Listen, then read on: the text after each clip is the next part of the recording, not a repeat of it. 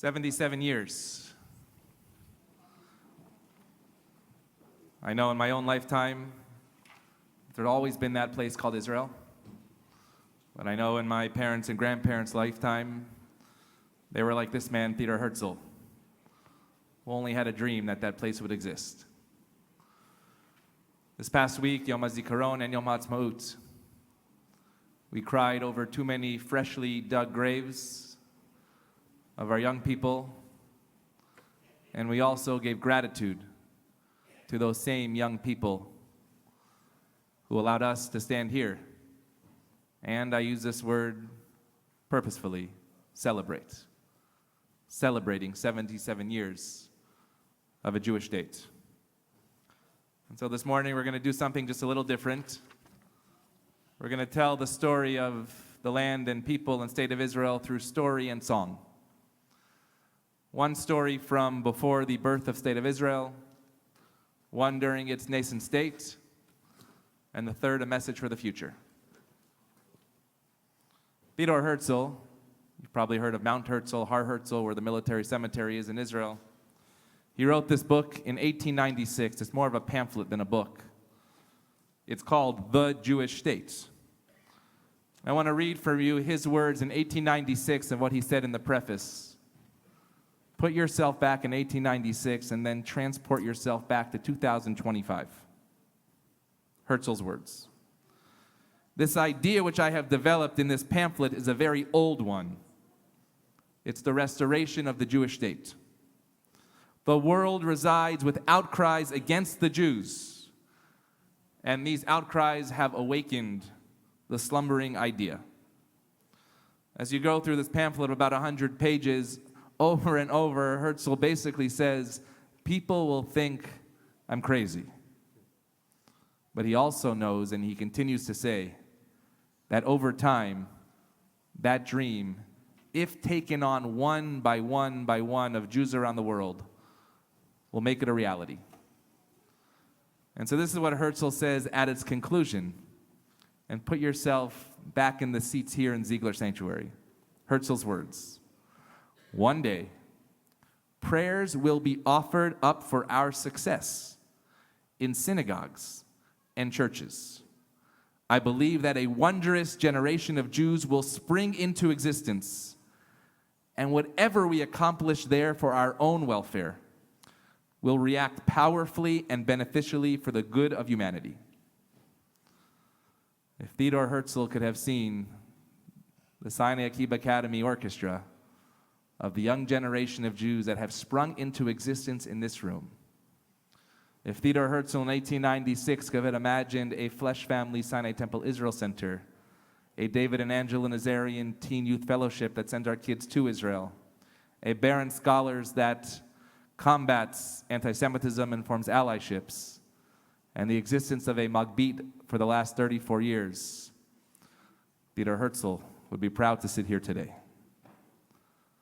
Almost 130 years after these words of Herzl wrote these, Naomi Shemer, one of the best songwriters of our time, composed a song called Od Lo Ahavti Da. You probably have danced from it before.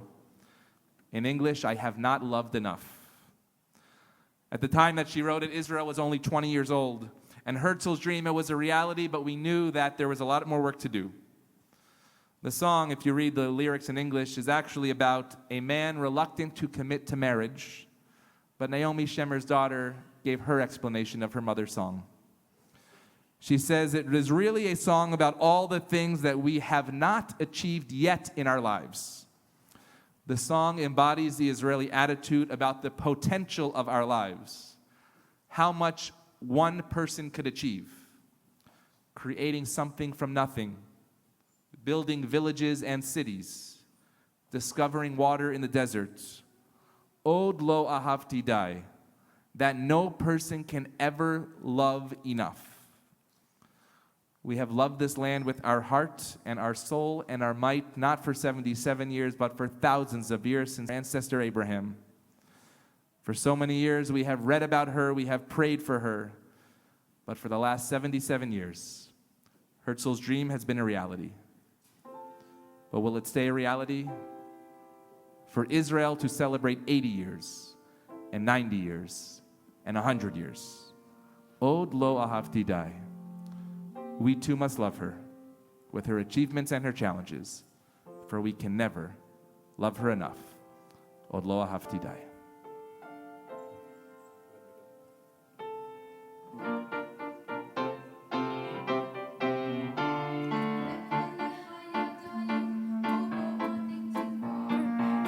מצאתי מים באמצע המדבר, עוד לא ציירתי פרח, עוד לא גיליתי איך תוביל אותי הדרך ולאן אני הולך.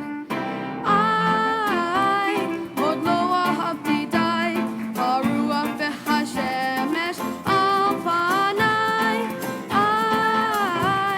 עוד לא אמרתי די, ואם לא עכשיו אימתי. באלה הידיים עוד לא בניתי פר, עוד לא מצאתי מים באמצע המדבר, עוד לא ציירתי פרח, עוד לא גיליתי איך תוביל אותי הדרך ולאן אני הולך. עוד לא אהבתי די, הרוח והשמש על פניי. עוד לא אמרתי די, ואם לא עכשיו אימתי. עוד לא אהבתי די, הרוח והשמש על פניי. עוד לא אמרתי די, ואם לא עכשיו אימתי.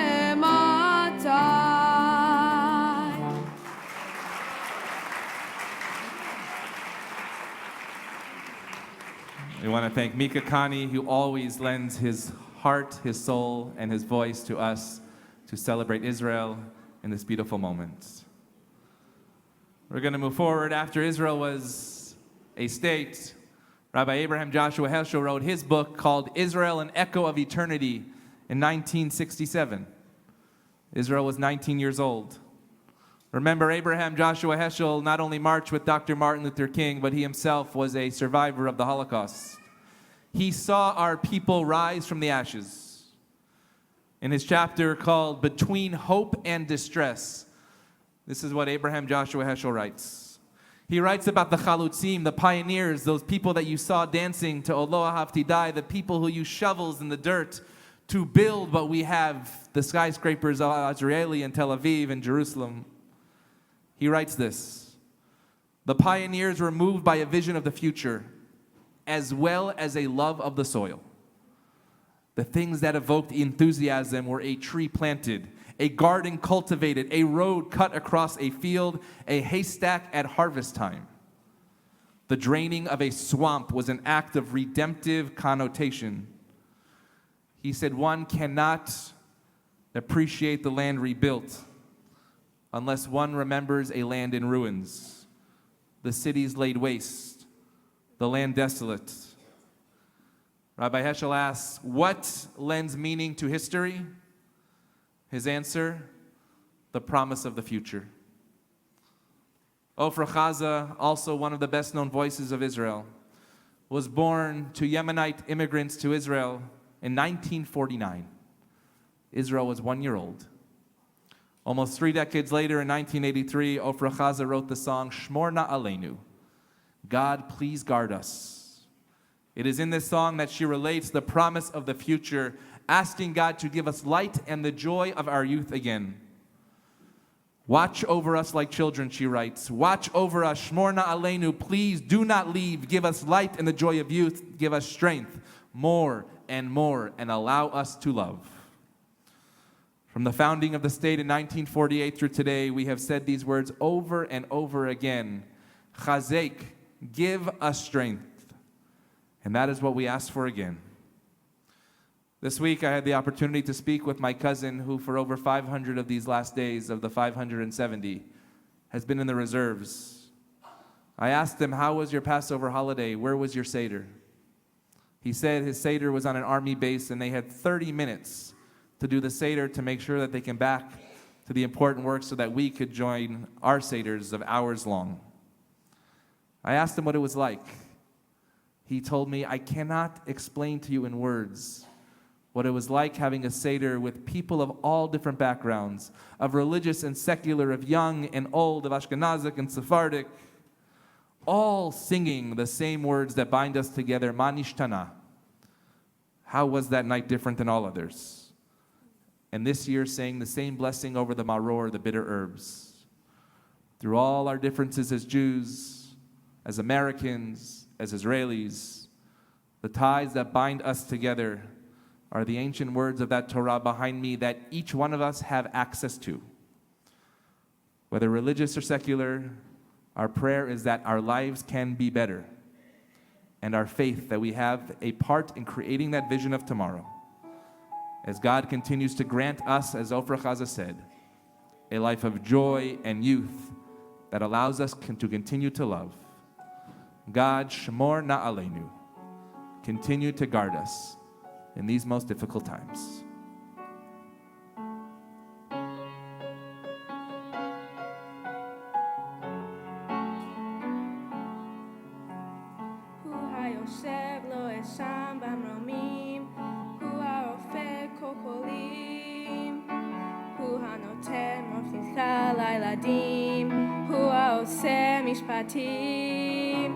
הוא בשמיים והוא היחיד, הוא הגדול הנורא, הוא השומר עלינו מצרה.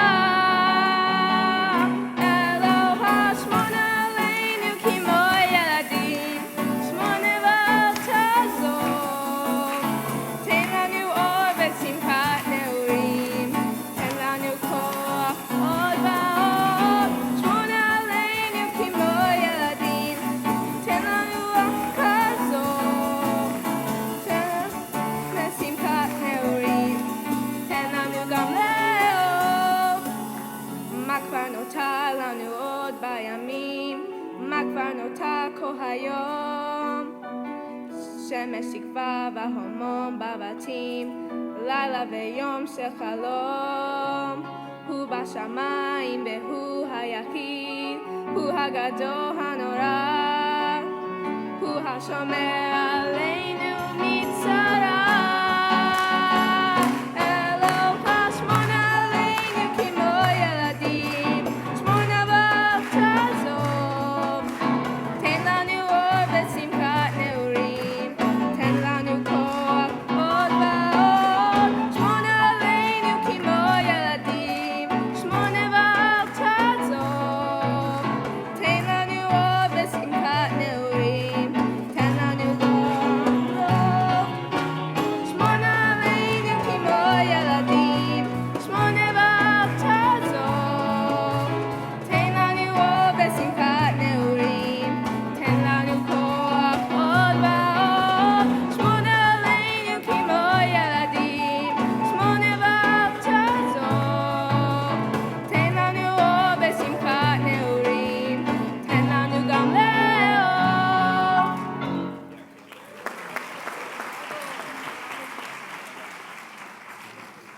Not only does Kaylin have a beautiful voice and sing with us in the High Holy Days, but it's also her one-year anniversary of her bat mitzvah, a beautiful way to celebrate.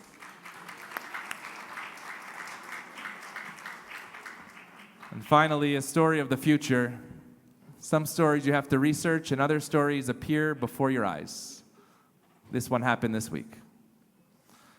As rabbis, we have the honor of serving on Beit Dins, on rabbinical courts when people choose to enter into the covenant of Abraham and join the Jewish people.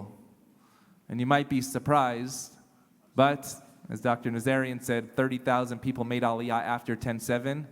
I am amazed at the number of people, all of our clergy, that chose to become Jewish since October 7th. And so this past week, myself and Rabbi Kornsgold and Rabbi Taff, we sat down on the Beit Din, two different stories. But first I want to share with you what it says in the Talmud. When you ask somebody who's converting to Judaism, you're supposed to ask them these questions. Remember, these questions were written by Babylonian rabbis. The people of Israel were in exile. There was no land of Israel. And this is what it says in the Talmud. You're supposed to ask somebody this. What do you see in this people that motivates you to join the Jewish people? Do you not know that the Jewish people at the present time are anguished and suppressed and despised and harassed, and hardships are frequently visited upon them? You want to join us? And the Talmud says this: if the person choosing Judaism says, yes, I know, and I nevertheless desire to do so, the rabbis say, stop asking questions and accept them immediately. And if you think that's a theoretical conversation, listen to these two stories. The first candidate that sat before us went to Duke University and then UCLA MBA program. And the UCLA MBA program brought business students who were not Jewish to the land of Israel to see the high tech and the startup nation. This young woman who was born in Taiwan fell in love with the people and the land. She's a lover of music, specifically electronic dance music. And so she returned several times to Israel over the last few years, going to festivals just like the Nova. When she saw what happened on that day, she said, I could have been there. When she came back to Los Angeles and heard a very different narrative of what she saw in that land, she felt the urge to learn more. And an Instagram ad, I'm not joking, appeared in front of her that said, Sinai Temple Fuel for Truth through Jewish National Fund USA. Young professionals learning about Israel. And she signed up for that class. And she didn't take it once, and she didn't take it twice. But she kept feeling an urge to learn more and took this 3 times. She went back to Israel and called Sinai Temple last High Holidays and said, I want to come for the High Holidays. They said, are you Jewish? Are you married to somebody who's Jewish? They said, no. She said, then how do I become a Jew? And this past week, she sat before us and we asked that question from the Talmud, and she said, yes, I desire to do so. And we said, join our people. At the end of the Beit Din, we asked, what Hebrew name are you going to take? And she said, Rabbi, my new Hebrew name in the Jewish people is Uri Tikva. My light is my hope. My light is my hope. A few days later, we met another candidate for conversion to Judaism. We asked her the same question in a post-October 7th world, why do you want to join this people? She told us in 3 weeks, she herself is going to Israel for the first time. We said, what will you take on as a Hebrew name? She said she had trouble pronouncing the ch, so she needed a name that didn't have the chet or the chaf in it. And this is true. And so she went through the victims of October 7th of the Nova Festival, and she found the name Gili Adar. Gili was 24 years old. Gili means my joy. Gili's mother said Gili was not a ray of light. She was the sun. She was a truly happy, happy person. Gili was an artillery instructor in the IDF. She worked with lone soldiers to help them adapt to Israeli life and spent several summers in camps in Illinois and in New York, teaching the love of Israel to American Jews. This week, Israel turned 77 years young. But Israel, we know, is not just a state, it's a people. Israel is filled with stories just like those that I told you these last 18 months. And Israel is filled with stories of young people here in LA who are drawn to tikva, to uri, to hope, to light, to gili, to joy. Because that's who we are as a people, connected to that sacred land.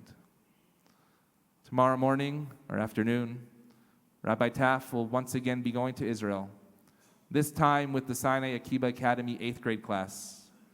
Many of these young people, because of the pandemic and because of war, have never had a chance to step foot on that land.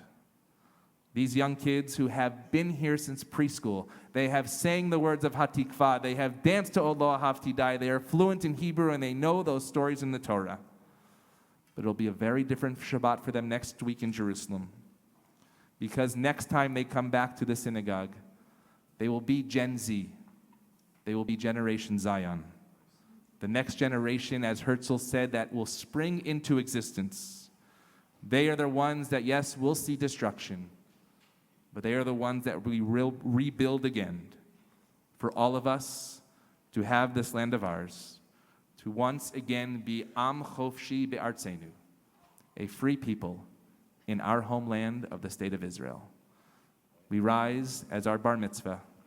The generation that springs into existence leads us in playing the Hatikva as we join the Jewish national anthem of hope.